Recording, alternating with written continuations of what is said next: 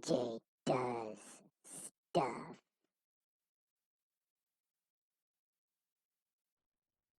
All right, guys. Uh, I'll tell you what, man. It has been an interesting day in the news. This story right here, Biden to black people. If you don't vote for Trump, you ain't black. You know,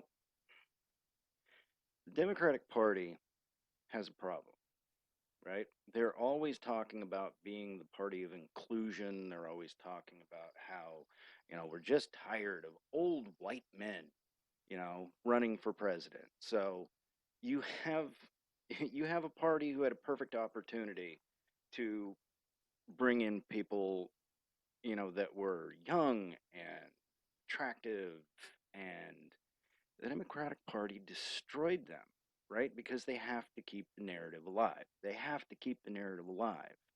And look what happened in the last election. You had a whole stage of candidates in the Republican Party, right? And last year we had Ben Carson. The last election cycle we had Ben Carson. They destroyed him in the media, right? This guy is absolutely brilliant. Ben Carson is absolutely brilliant.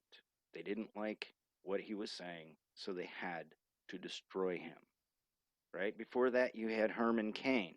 Herman Cain, one of the best business people, best business minded people. I mean, the guy had a doctorate in math. He was literally a rocket scientist.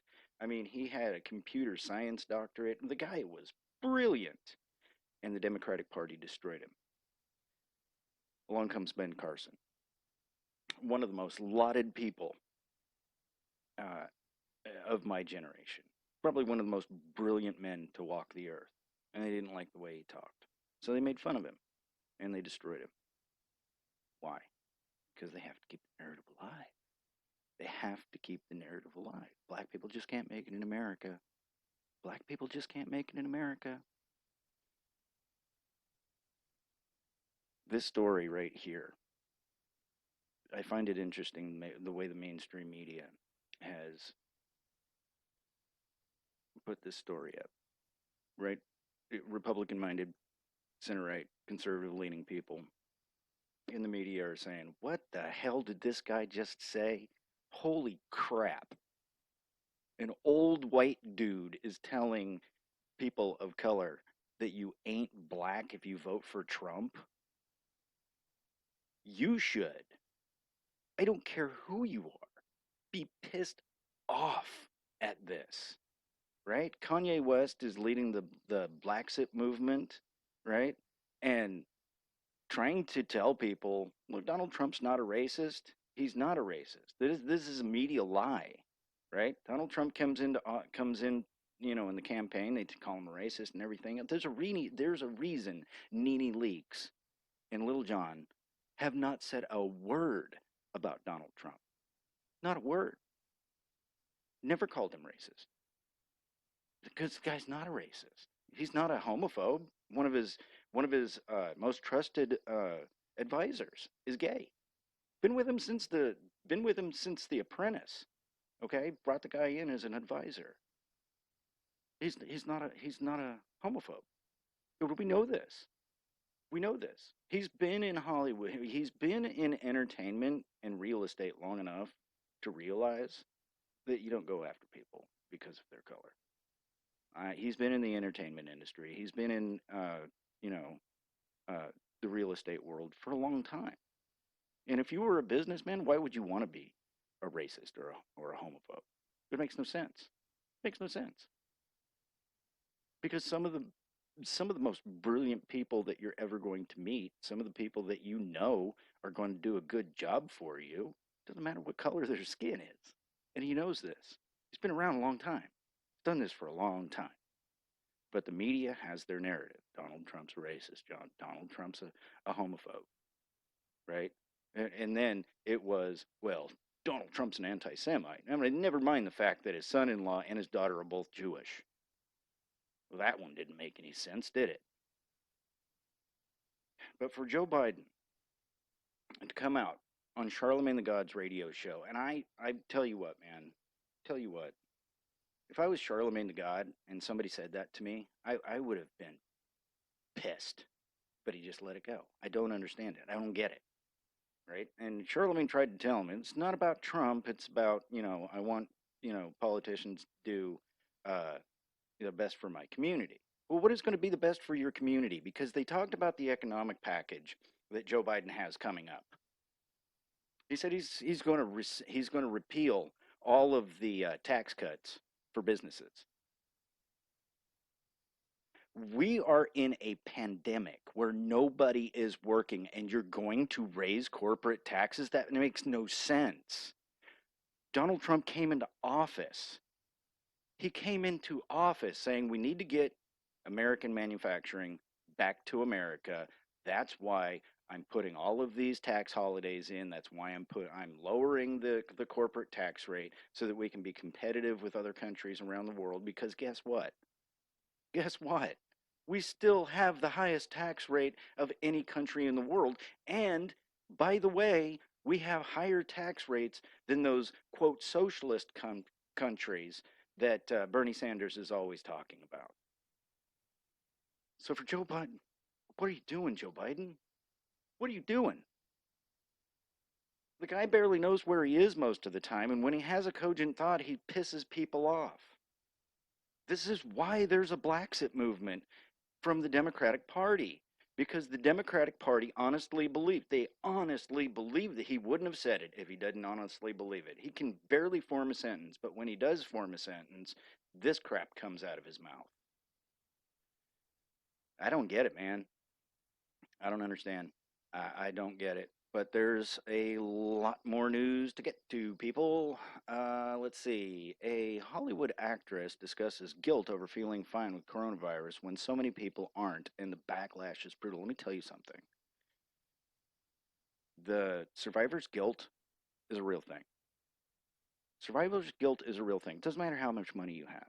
She's feeling bad because she's doing well. Okay, that's good. That's good. That makes her sympathetic and empathetic. She knows that she's blessed. So what do you do with the money and the time that you have?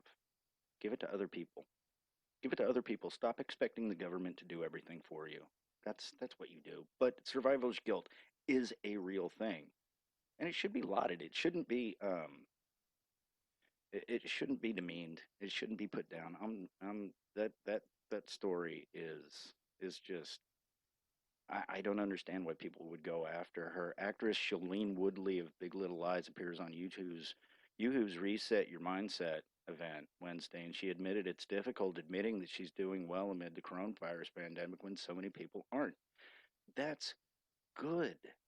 That's good. I could not say a bad thing about this woman. Look, if she's blessed and she's doing fine in the midst of this pandemic, that's that's that's not something. And the comments were brutal. The comments were brutal. Let's see. What is wrong with these people? They want attention so badly that they aren't happy that they don't have any problems. Yeah, yeah, she's not happy that she doesn't have any problems. My advice to her: but buy a crap load of masks. Help the small businesses in your community. Take your money and do something good with it. Nothing like a little Hollywood humility. Humility, if that's her biggest problem. No, that's not her biggest problem. You know that's not her biggest problem. It is a problem. People in Hollywood have a real problem with depression because they work like 3 months out of the year and the rest of the time they're bored, right? And you sit and you pick apart. I do the same thing. You sit and you pick yourself apart. And yeah, yeah, if you do that for a long period of time, it's going to cause depression. It's going to cause depression. That's why a lot of people in Hollywood have real mental problems and um, need to go and get a psychiatrist. It's funny how people like this have nothing helpful to add in this situation, yet can't help from making it about themselves. She's not making it about herself. She's being honest. She's being honest. You know what? More props. Props to her. Props to her for admitting that she has, you know, I mean, maybe it's a little bit of survivor's guilt. Maybe it really is bothering her. I mean, good on you. Let's see what else is in the news. New Jersey cops actually show up in the middle of a business owner's Facebook Live sale and shuts it down. She's not around anybody. She's not hurting anybody. The police came to her business to shut down a Yahoo or a Facebook Live event where there's nobody there.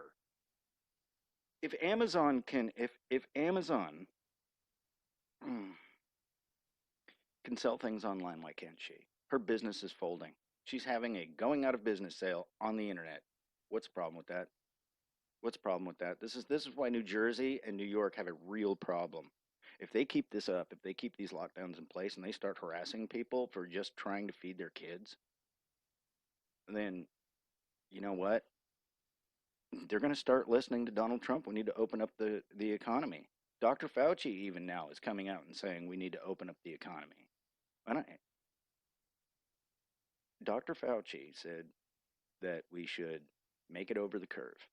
And when we start coming down, when we start plateauing, that we need to start thinking about opening up the economy again, because there are doctors coming out now saying that this is going to have long-term ramifications if we don't open things up. The amount of people that will be starving to death and be in food lines is going to kill more people than the coronavirus. That's a good argument to make. That's a really good argument to make. The long-term ramifications of keeping an economy closed. You now have the Washington Post writing an article saying this is going to have long-term effects on New York. If we don't open New York back up, people are going to be fleeing New York. We even have people that were on vacation in the Hamptons now that are saying, please, dear God, let us leave, and are refusing to pay rent because they don't want to be there anymore. Let's see. Well, this one here, yeah, this one's good. This one's good. Refreshing honesty. Liberal writer would vote for Joe Biden, even if I believed Reid's account, or if he boiled babies and ate them. Welcome to the new Democratic Party, where you have so much Trump derangement that it didn't matter what Joe Biden did. It didn't matter what Joe Biden did. And we go back to the Biden to black people, if you vote for Trump, you ain't black. In this interview with Charlemagne the God, he was talking about his economic proposal. If you want companies to come back to America, because we know that manufacturing things overseas isn't working, because we can't get anything from overseas right now. You can't get PPE from overseas. You can't get the necessities that the United States needs from overseas. And Joe Biden's plan is to raise taxes in the middle of all of this. It makes no sense. You are going to be hurting more people than you are trying to help. It makes no sense. Let's see, the press secretary. Oh yeah. Press Secretary Kayleigh McEnany turns briefing on its head, demands answers from the press. I love this woman. I've done video after video after video praising this woman. She comes out with a huge binder of talking points, and they cannot get anything over on her, and I love her. Okay, White House Press Secretary Kayleigh McEnany ends Friday's press briefing with demanding answers from the gathered reporters. McEnany, in response to a question about former National Security Advisor Michael Flynn, treated the press to a slideshow of questions she said any good journalist would want to see answered. I laid out a series of questions that any good journalist would want to know about why people were unmasked. McKennedy began, asking whether anyone in the room had followed up on her question. Oh, not a single journalist has posed that question, she asked, introducing her slides and suggesting that they all consider the answers to her questions over the holiday weekend. Maybe you're visual learners and you guys will follow up with journalistic curiosity. I love her. I love her. Love her. Yeah, great. My Google just crashed. Yeah, that's awesome. What the hell is happening to my computer? All right. Anyway, yeah, we'll turn off video capture, turn on the image. All right, if you like these videos, like, subscribe, hit the notification bell. Yeah, it's getting interesting in the media. It's getting really interesting in the media because people are pushing back. People are pushing back. I cannot believe that Joe Biden asked Charlotte. Oh God, I cannot believe that he told Charlemagne the God, "Look, I'm white. I'm German and English. I cannot, and I will not, try to find out what it's like to be black in America. All I know is what it's like to be me in America, right? We have all these little trust fund babies, right? Kids with rich parents, white kids with rich parents, dressed in black bloc, right? Going out, Antifa style people, okay? Telling everybody that there's white privilege. I've never seen it. I've never seen it. My mom was a truck stop waitress most of my childhood. We never had any money. We were homeless for a while. There's not white privilege. And I've worked my ass off for everything that I have. And if you ask anybody who is wealthy, anybody in Hollywood, they will tell you the same thing. Get off your ass. Do something with yourself. Whatever it is, whatever you're good at, do it. Do it to the best of your ability. And if it's not enough, fine. But learn. Learn through your mistakes. Learn through your learn through, the things that you've done right. That's how we grow as people. It's not a black thing. It's not a white thing.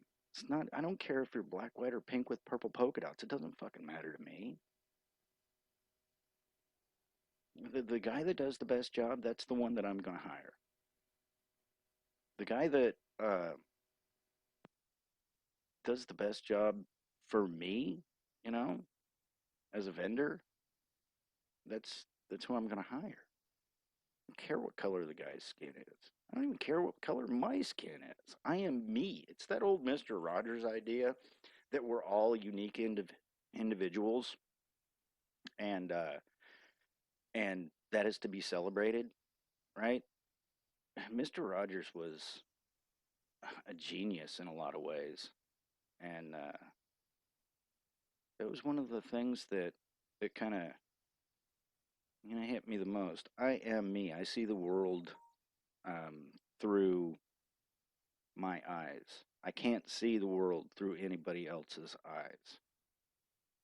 Right? If we all take that idea and we run with that, we could stop it with the tribalist bullshit. We could stop it with all of the intersexual intersectional politics.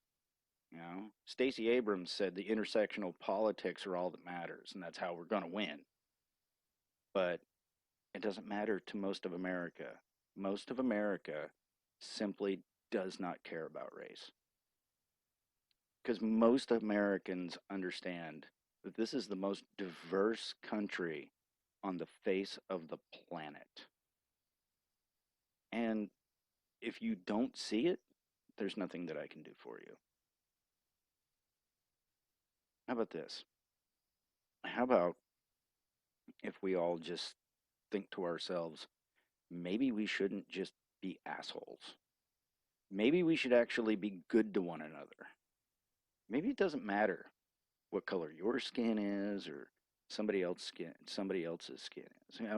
I lived in the South for 27 years, and I would have these conversations, with people that live out here in Oregon, and they would say, "I can't believe you live in the South. What a racist place." I never saw it. I never saw the true racism. Not the kind of, suggestion because somebody thinks like this or somebody, does that, there must be racist.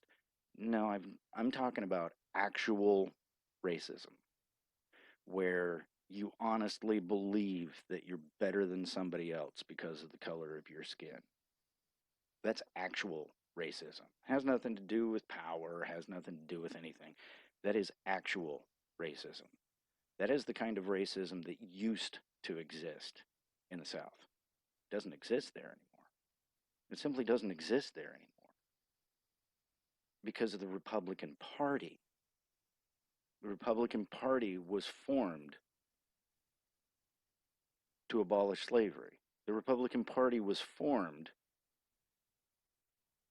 to make people equal under the law. When the National Rifle Association was created, and people don't understand what the National Rifle Association actually is. It was actually created by President Grant to make sure that blacks had guns to protect themselves from the KKK because they had all these black laws in the southern states where black people couldn't vote, they couldn't own guns, they couldn't get educations. They wanted to keep black people down because they honestly believed that they were better than black people. So bring that into the fight that we're having now. If you're a trust fund baby and you're claiming that you're oppressed, man, you're not oppressed, right? If you're not taking responsibility for your own actions in your own life and you're actually trying to get someone to take care of you because of the color of your skin, you're not oppressed. You're oppressing yourself. It isn't about the color of your skin in most parts of America. In most parts of America. I'm going to say probably in the cities. Yeah. I was talking to someone from New York, and he said he saw way more racism in New York City than he did in the South. It was a guy that I knew that he would actually go to New York for 3 months, work in New York, and then he would like go back to the South for the rest of the year and just not do anything. Because he can make enough money, he can go to New York, he can make enough money to live for the entire year, and then come back down to the South and live like a king. So for Joe Biden to say something that stupid, who's the racist? Joe Biden honestly thinks Joe Biden, he has a quote. This is perfect. Joe Biden has a quote where he says, there are just as many talented poor kids as there are white kids. Kind of insinuating that if you're not white, you have to be poor. Well, we know this. We know this, right? I mean, I lived in San Joaquin Valley for a long time, and all of the black friends that I had were absolutely brilliant. Problem is that you get Reverend Sharpton come in and say, well, if you leave the ghetto, then you know you're not really black. And this is what Joe Biden is kind of you know piggybacking off of. You have to be part of the reservation. You have to be. And if you're not part of the reservation, we will destroy you. Look what they're doing to Candace Owens. Candace Owens is with Kanye doing the Blacksit movement, trying to get people to broaden their minds and see that the Democratic Party simply does not care about them because they come in, they tell them they were going to give you the world, and then 4 years later they show up to tell them again, and they never get anywhere. So I don't care what color your skin is. Get up and do something. Figure out what you're good at because everybody is good at something. Figure out what you're good at and go from there. Whatever interests you. However, you need to become self sufficient, be self sufficient. Or you can just keep expecting the Democratic Party to help you, and that help is never going to come because they only need one thing: votes. Everything else is irrelevant because they have to keep the narrative going. And a lot of these black leaders know this. A lot of these black leaders know this. I was at a event in Washington D.C. once, and Al Sharpton was having a rally down the street from where we were, and they were calling us racists. They were calling us the racists. They were saying those people over there, they don't care about you because they don't care about blacks. They're all just a bunch of racists. So when I was walking down the street going back to Union Station to get on the bus to go back to Southwest Virginia, I was walking down the street and I had a pack full of bottles of water because I always make sure it's hot and muggy in Washington D.C. Man, you need to drink a lot of water because you're not going to get cooled down.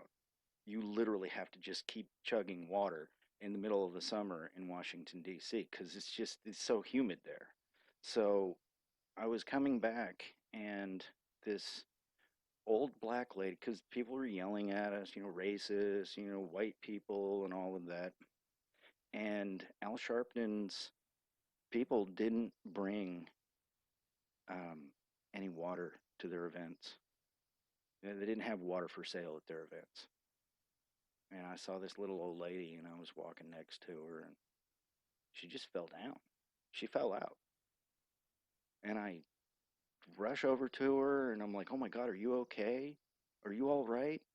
And she said, "Yeah, I'm fine." I pulled, a couple bottles of water out of my pack, and I'm like, "Here, take this, take a drink," because I knew what was happening. I've seen,